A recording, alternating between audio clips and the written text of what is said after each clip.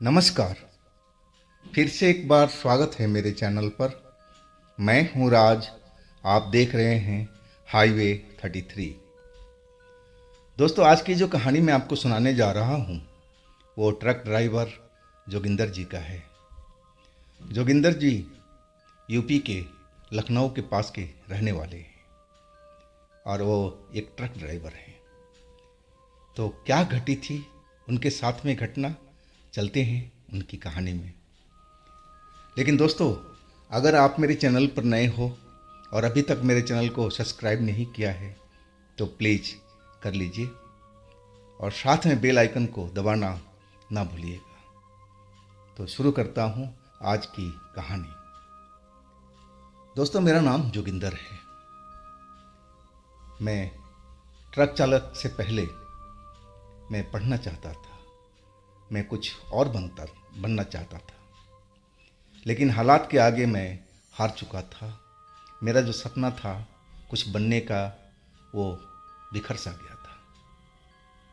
ये जो ट्रक है मेरा, ये मेरे पिताजी चलाया करते थे और यही एक आय का स्रोत था हमारे परिवार को पालने का, और इसी से हमारा घर बार चलता था। पिताजी एक बहुत कुशल ड्राइवर थे। वो बरसों से इस लाइन में जुड़े हुए थे। अब मुझे तो कोई पढ़ा लिखा करके बड़ा अफसर बनाना चाहते थे, उनका जो सपना था। लेकिन होने के आगे कौन कुछ क्या कर सकता है। जो लिखा होता है भाग्य में वही होता है। अब पिताजी एक बीमारी में घिर चुके थे और बीमारी उनकी मौत के कारण बनी। अब उनकी मौत के बाद में हमारा घर बार बिखर सा गया था। समझ में नहीं आ रहा था कि हम लोग क्या करें। मेरी एक बहन का तो शादी हो चुका था और दूसरी अभी छोटी बहन अभी पढ़ाई कर रही थी और मैं भी पढ़ाई में लगा हुआ था। और अचानक ये सब हालात देख कर के सारे के सारे सपने टूट चुके थे।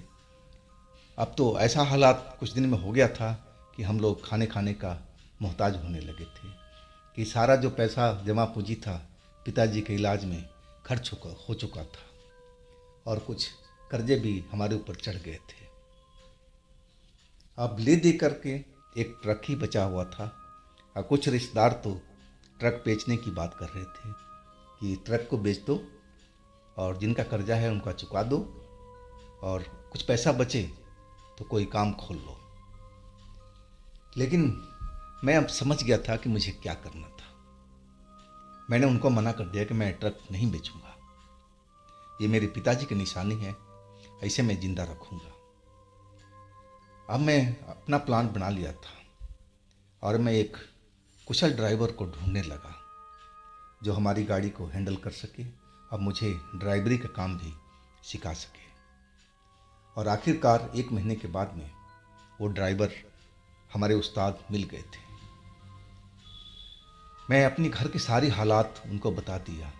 वो मेरी बात सुन कर के दुखी हो गए थे और कहने लगे कि बेटा तू फिक्र मत कर, मैं तुझे कमा कर भी दिखाऊंगा, पैसा भी बचाऊंगा और तेरा कर्जा भी चुकाऊंगा। बस तू मेरे साथ में लगा रहा और तुझे मैं तो ऐसा ट्रक ड्राइवर बनाऊंगा, काबिल एक ट्रक ड्राइवर। उनकी बात सुन कर के मुझे बहुत बड़ा दिलासा मिला था। अब फिर हम उसी ट्रक पर, अपने ही ट्रक पर कंडक्टरी का काम करने लगा था। मैं उनको उस्ताद मान चुका था और हमारे उस्ताद बहुत ही काबिल बंदे थे। वो एक एक चीज़ ड्राइवरी का गुर हमें सिखाने लगे। इंजन से लेकर के हर चीज़ काम में सीखता चला गया। वो हर जगह पर जाया करते थे, जहाँ जहाँ के माल मिलता था और वहाँ वहाँ जाते थे। देश भर में हम लोग घूमते रहते थे। एक केरल साइड छोड़ कर के और बाकी हमने पूरा एरिया घूम लिया था। अब इस काम में लगभग 1 साल के आसपास बीत चुका था। वो हमें उस्ताद हमारी शिक्षा दिया करते थे कि देखो अब तुम ड्राइवर बन चुके हो, लेकिन मेरी कुछ बातें हैं जो गांठ बांध करके रख लेना। वो कुछ टोटका हमें बताने लगे, लेकिन किस विषय में, जिस विषय में कभी मैं विश्वास नहीं किया करता था। मैं भूत प्रेत को मानता ही नहीं था। मैं एक पढ़ा लिखा लड़का था और वो उसी पर बात कर रहे थे कि देखो, रोड पर अकेले जब निकलो तो ट्रक को सुनसान रास्ते में खड़ा मत करना, किसी पेड़ के पास में पेशाब नहीं करना। इसी तरह की वो टोटका सब बताए जा रहे थे कि इनसे तुम अगर बच जाओगे तो तुम्हें कोई भूत प्रेत पकड़ नहीं पाएगा। मैं उनका हर बात तो मैं ध्यान में रखता था, लेकिन ये भूत प्रेत वाला बात मुझे अच्छा नहीं लगता था कि मैं इस चीज़ को मानता ही नहीं था। आखिरकार वो ट्रक छोड़ करके दूसरे ट्रक पर चले गए, लेकिन बोले थे कि मैं तुम्हें बीच बीच में कहीं मिलता रहूँगा, कोई ज़रूरत पड़े तो मुझसे मदद ज़रूर लेना। अब मैं एक ड्राइवर बन चुका था। अब मैं अपने गांव का ही एक लड़के को अपने पास कंडक्टर के रूप में रखा था। वो लड़का था प्रवीण, मेरे से उम्र में 4 साल करीब छोटा था। और फिर हम अपने काम में लग चुके थे। करीब 3 महीने के बाद में मुझे केरल जाने का मौका मिला। मैं केरल देखना भी चाहता था। मैंने सुना था कि केरल जो है बहुत हरा भरा प्रदेश है, वहाँ की झीलें हैं, वहाँ के बगीचे हैं नारियल के, रबर के प्लांट हैं। बहुत बातें मैंने सुन रखा था। अब मुझे देखने की इच्छा थी। आखिरकार भगवान ने हमारी बात को सुन लिया था और मेरा टूर वहीं का निकल आया था।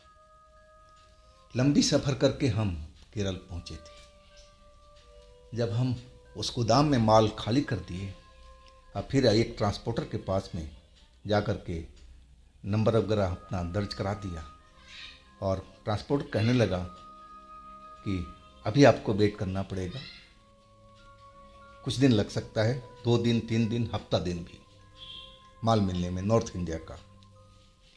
अब मेरे पास इंतज़ार के अलावा कोई रास्ता नहीं था। मैं इंतज़ार करने लगा। 3 दिन बीत चुके थे। हम जो ट्रांसपोर्ट का ऑफिस था उसी के सामने एक खाली प्लाट था और वहाँ पर ट्रक लगाए हुए थे और हम लोग अपना खाना खुद बनाते थे। मुझे होटल का खाना पसंद भी नहीं था और खैर वो तो केरल था, वहाँ का खाना तो अलग ही था। खैर हम अपना खाना सब कुछ अपने हाथों से बनाते थे। उस काम में मेरी मदद परवीन करता था। परवीन सब्जी काट देता था और आटा गूंथ देता था। बाकी वो रोटी बनाता था तो रोटी मुझे पसंद नहीं आती थी, तो मैंने बोल दिया था कि बस इतना ही आप काम कर दिया करो, बाकी मैं काम खुद कर लूँगा खाना बनाने का। अब तीसरा दिन बीत चुका था। मैं दोपहर से ट्रांसपोर्ट के ऑफिस में बैठा हुआ था, लेकिन कोई बुकिंग नॉर्थ इंडिया की नहीं मिली और वहाँ तो ट्रकों का लाइन लगी हुई थी। ड्राइवर बहुत सारा लोकल वहाँ पर मौजूद रहते थे। लोकल चक्कर तो हमें मिलना भी नहीं था। हमें तो मिलना था तो नॉर्थ इंडिया का ही मिलना था।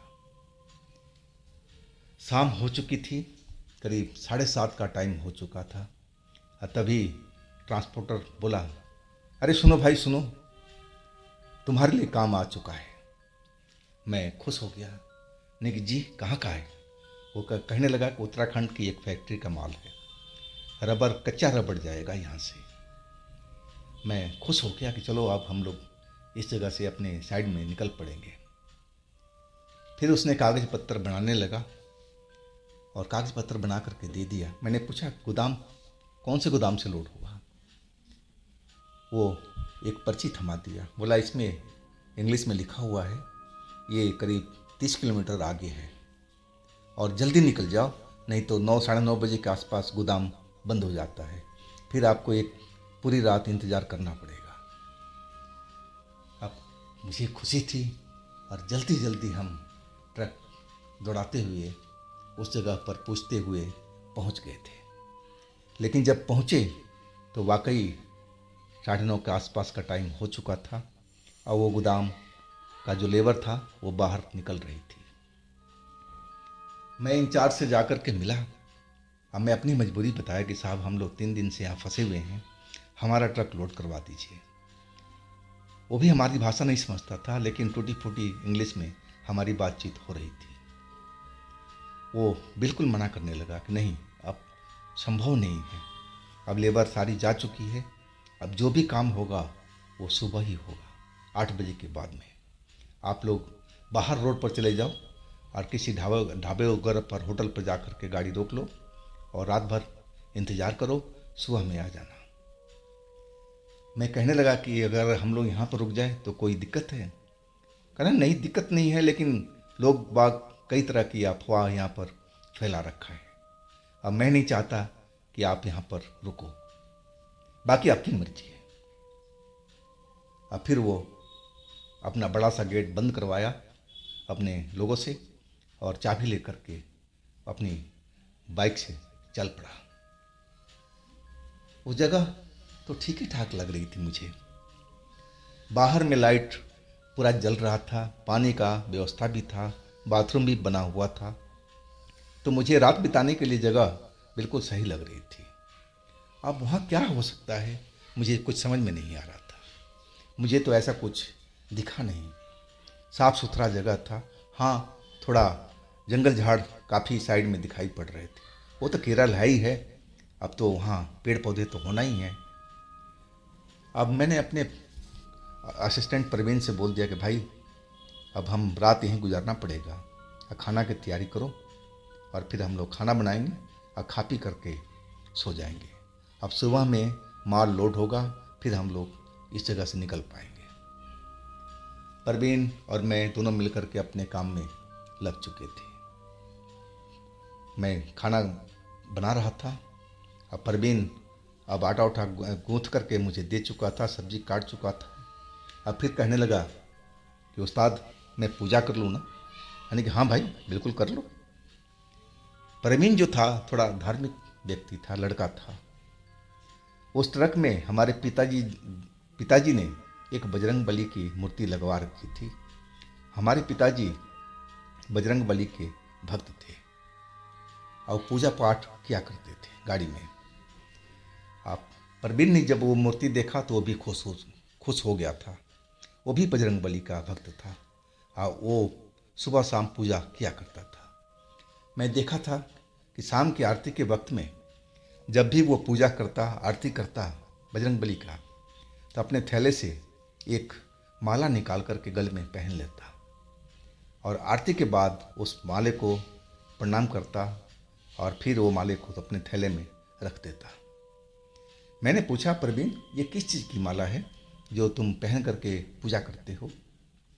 वो कहने लगा कि ये माला तुलसी जी का है और मेरे पिता ने मुझे दिया है। मेरे पिता भी धार्मिक व्यक्ति हैं, पूजा पाठ करते हैं, तो उन्हीं से मैं सब कुछ सीखा हूँ। अब वो पूजा पाठ में लग चुका था, अब मैं अपना खाना बनाए जा रहा था।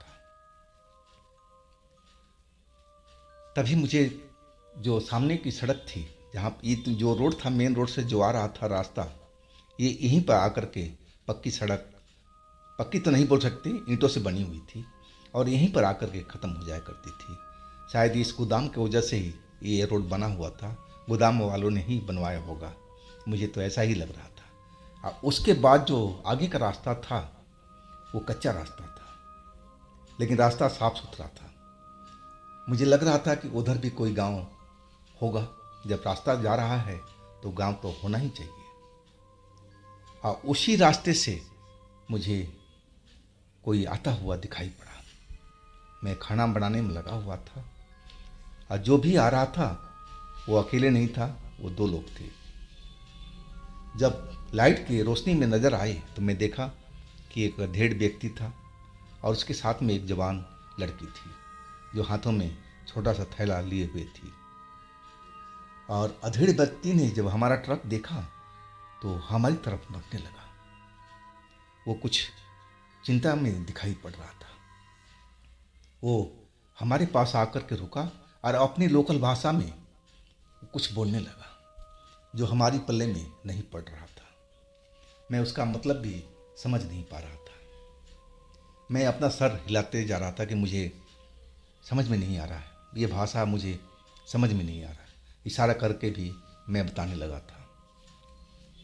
वो जो अधेड़ व्यक्ति था लगातार बोलते जा रहा था। तभी वो लड़की उस अधेड़ व्यक्ति से उसी भाषा में बोली और फिर मेरी तरफ देखते हुए कहने लगी टूटी फूटी इंग्लिश में, शायद वो पढ़ी लिखी लड़की थी। और वो कहने लगी कि बाबा कह रहे हैं कि जो जगह है ना ये ठीक नहीं है। मैं पूछ लिया कि कैसे, क्या यहाँ पर क्या मामला है, कैसे ठीक नहीं है। वो कहने लगी कि बाबा कह रहे हैं कि इस जगह पर कोई लेडी किलर रहती है। वो आधी रात के वक्त में आती है और जो भी होता है उसको नुकसान पहुंचाती है। तो आप यहाँ से चले जाओ और मेन रोड पर कहीं जाकर रुक जाओ। ये जगह रुकने लायक नहीं है, यहाँ रात में कोई रुकता नहीं है। अब उसकी बात सुनकर के मुझे थोड़ा अजीब सा लगा। मैं कहने लगा कि लेडी किलर क्या कोई औरत है, डाकू है? वो हंसते हुए बोली कि नहीं नहीं नहीं, ऐसा कुछ नहीं है। बाबा बता रहे हैं कि वो कोई भूत है, घोस्ट है, चुड़ैल है। और उसकी बात सुनकर मुझे हंसी आ गई थी। मैं तो भूत प्रेत को मानता ही नहीं था और ये तो उसी पर बात कर रही थी कि यहाँ पर भूत रहता है, चुड़ैल रहती है, जो औरत है और लोगों को यहाँ पकड़ लेती है, उसको मार डालती है, उसका खून पी जाती है। वो लड़की मुझे सारी बात जो बुजुर्ग जो अधेड़ व्यक्ति था बता रहा था, उसका वो ट्रांसलेट करके इंग्लिश में बता रही थी। अब मैं हंसते हुए उस लड़की से कहा कि देखो, हम लोग भूत प्रेत से डरते नहीं हैं, हम बिल्कुल सुरक्षित हैं यहाँ पर, आप लोग परवाह मत करो। अब फिर उस लड़की ने अपने जो बाबा थे उनको समझाया। अब वो अधेड़ व्यक्ति मेरी तरफ देख करके उंगली का इशारा करके कुछ बोलने लगा तेज तेज। अब वो लड़की उस बाबा का हाथ पकड़ा और खींचने लगी, चलो चलो, अपनी भाषा में। अब फिर वो बुजुर्ग मुड़ मुड़ करके ही बोलता रहा जब तक वो दूर नहीं चला गया। उसके इस रवैया ने मुझे थोड़ा परेशान कर दिया था। अब पूजा पाठ ख़त्म करके जो हमारा असिस्टेंट था परवीन, वो भी नीचे आ गया था। वो कहने लगा कि क्या हुआ भाई साहब, ये कौन लोग थे और क्या बात कर रहे थे आप लोग? मैं हंसते हुए कहा कि परवीन, ये लोग बता रहे थे ना कि यहाँ पर कोई चुड़ैल रहती है जो इंसानों को मार देती है और उसका खून पी जाती है। हाँ, फिर मैं हंसने लगा। मेरी बात सुनकर के परवीन डर गया था। उसके चेहरे पर मैं डर साफ साफ देख रहा था। हाँ, मैं हंसते हुए कहने लगा, परवीन तुम तो बड़े कच्चे खिलाड़ी निकले, तुम तो भूत प्रेत का नाम सुन करके ही डर गए। और फिर वो अपनी झेप मिटाने लगा, अरे नहीं नहीं भाई साहब, वैसे एकांत जगह है, यहाँ पर सुनसान है, देखो आसपास में कुछ भी नहीं है इस गोदाम के अलावा। तो वो बुजुर्ग तो जो बोल रहा था सही बोल रहा था, मुझे ऐसा लग रहा है, कुछ जानता होगा उस जगह के बारे में, तभी तो वो सारी जानकारी दे रहा था आपको। लेकिन मैं सारा बात को हंसी में उड़ा दिया था। अब हम खाना तो रेडी हो चुका था और तभी अचानक बारिश के बछौर पड़ने लगे। अब हम जल्दी जल्दी सारा खाना और हम दोनों ने मिलकर जल्दी जल्दी सामान सारा ट्रक में खाने पीने का रख दिया। वो बारिश पहले तो धीरे धीरे पड़ रही थी और अचानक तेज होने लगी थी, तेज हवा भी चलने लगा था। अब ट्रक के आगे जो शीशा था वो पानी से धुंधला हो चुका था। अब हमें बाहर का कुछ दिखाई नहीं पड़ रहा था, ना तो खिड़की से नज़र आ रहा था, ना फ्रंट ग्लास से। अब बारिश थमने का हम लोग इंतज़ार करने लगे कि बारिश थमेगा तभी हम लोग खाना खाएंगे। यानी कि ट्रक में जो सामान सब खाने का इधर उधर हमने जल्दी जल्दी में रख दिया था। आखिरकार करीब 1.5 घंटे के बाद में बारिश बंद हुई और तब हम बाहर निकला तो देखा अब आसमान बिल्कुल साफ दिखाई पड़ रहा था, बिल्कुल बादल नज़र नहीं आ रही थी। अब हम बाहर ही अब खाने का तैयारी करने लगे थे और बाहर दरी सी बिछा रखी थी, चटाई सी, और उस पर हमने खाना निकाल दिया और दोनों बैठ कर के खाने का शुरू ही कर रहे थे। और तभी एक आवाज़ ने हमें चौंका दिया।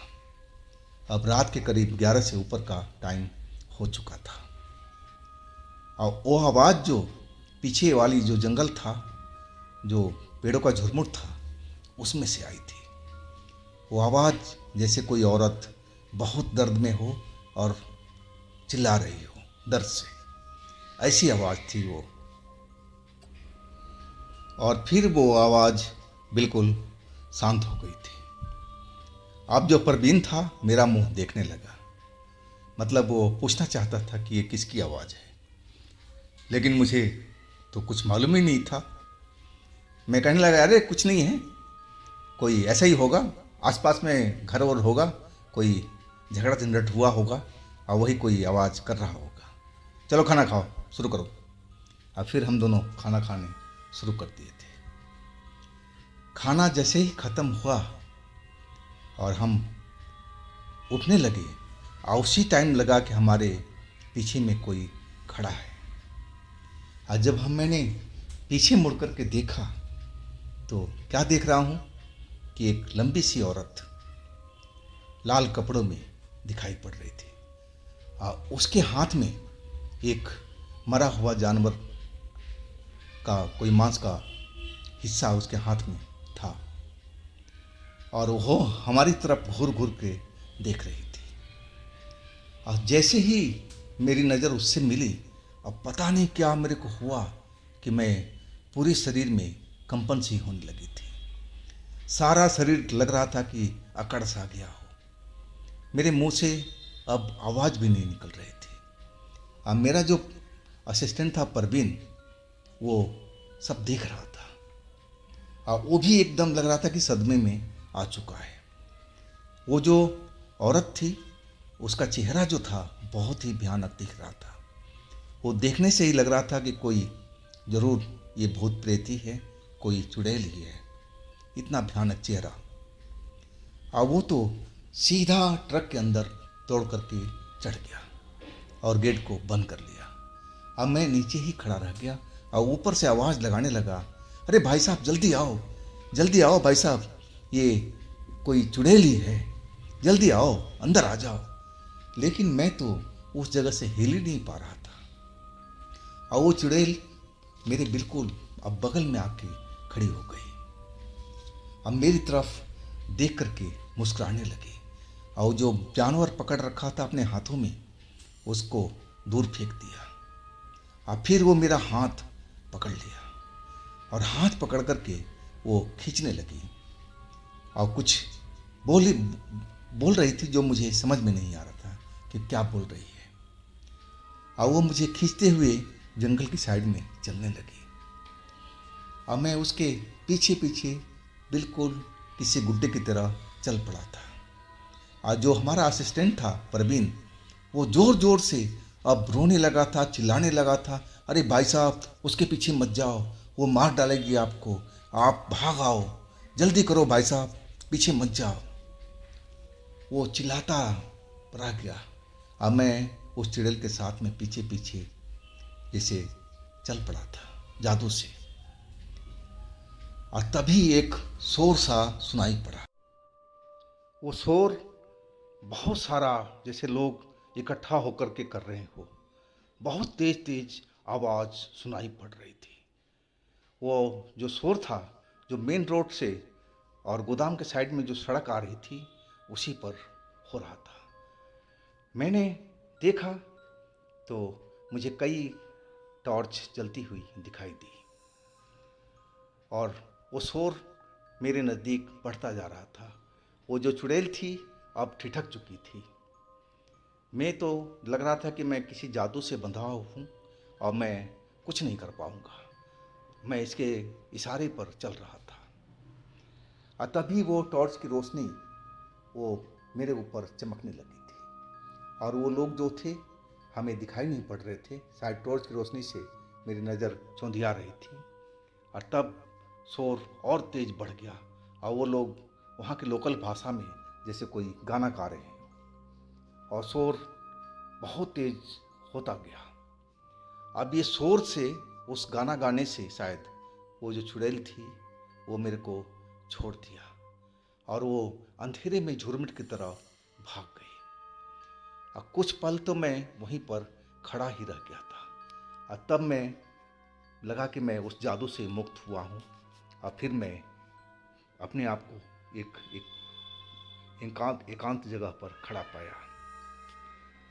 तब तक वो सारे लोग जो टॉर्च वाले लोग थे हमारे पास आ गए।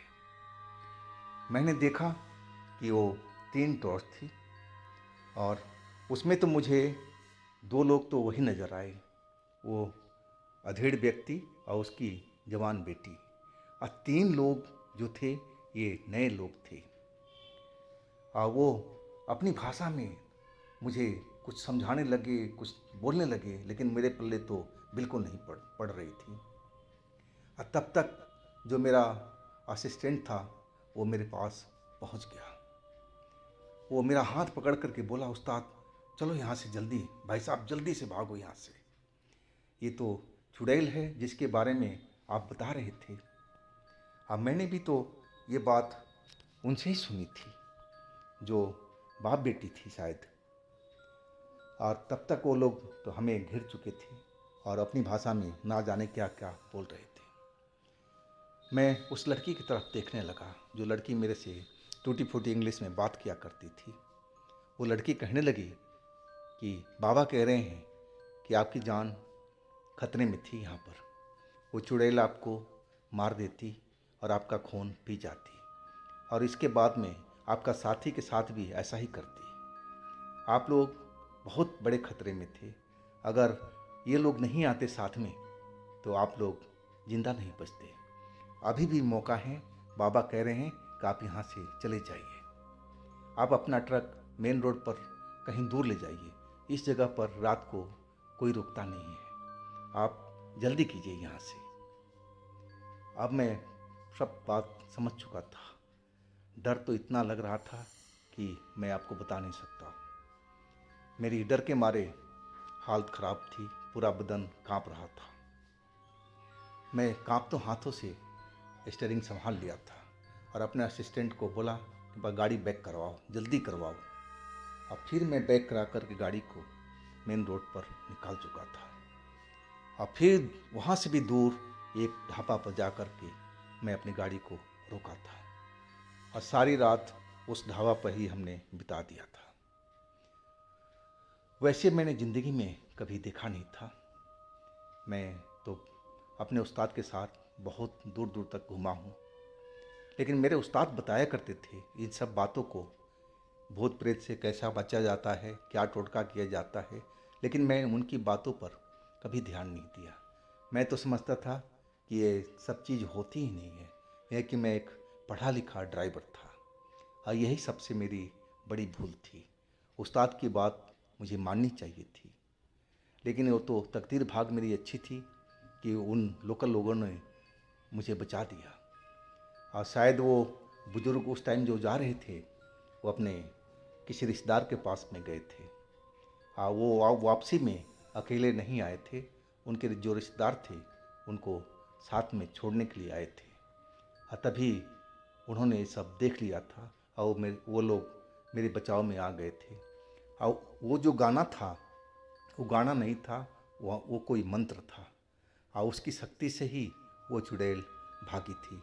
मुझे बाद में सारा कहानी पता लग गया था। मैं जब वापसी आया था गोदाम पर सुबह में तो सारा खुलासा हो चुका था। अब मैं 8 बजे आना था, लेकिन मैं 10 बजे के आसपास पहुंचा था। मुझे हिम्मत नहीं हो रही थी उस गोदाम पर जाने की, लेकिन अब काफ़ी दिन निकल गया था तो हिम्मत थोड़ा बंधा था और फिर मैं उस गोदाम पर पहुंचा था। अब मैं सारी बात उस इंचार्ज से बताया था टूटी फूटी इंग्लिश में। तब उसने सारी बात पूरा खोल करके बताया कि देखो, मैं आपको वार्निंग तो दिया था, लेकिन आप मेरी बात को मजाक में ले लिए थे। मैं देखा तो नहीं था, लेकिन लोगों को कहते सुना था कि इस जगह पर ऐसा होता है। अगर वो लोकल लोग आपको बचाने नहीं आते तो आप दोनों का बचना मुश्किल था। तो थैंक गॉड कि उस टाइम भगवान ने आपका साथ दिया और उस लोकल लोगों को आपके पास में भेज दिया। तो दोस्तों, ये थी आज की कहानी। अगर आपके पास भी इस तरह की कोई घटना है, कोई अपनी आप बीती है, तो आप मुझे इंस्टाग्राम पर या मेरे व्हाट्सएप नंबर पर ज़रूर शेयर कीजिएगा। और दोस्तों, मेरे दूसरे नंबर पर भी जाइएगा, दूसरे चैनल पर जाइएगा, उनमें भी अच्छी अच्छी कहानियाँ हमने डाल रखी है जो बेहद आपको सुनने में मज़ा देगी, बहुत आनंद मिलेगा। उस चैनल का लिंक मैं नीचे डिस्क्रिप्शन बॉक्स में दे रखा हूँ, तो एक बार उन चैनल पर ज़रूर आप विज़िट कीजिएगा, उन कहानियों का ज़रूर मज़ा लीजिएगा। और मेरे इस चैनल को भी लाइक कीजिएगा, सब्सक्राइब कीजिएगा, शेयर कीजिएगा। फिर हम मिलते हैं अगले दिन एक नई घटना, एक नई कहानी के साथ में। आप लोग अपना बहुत ही ख्याल रखिएगा। नमस्कार।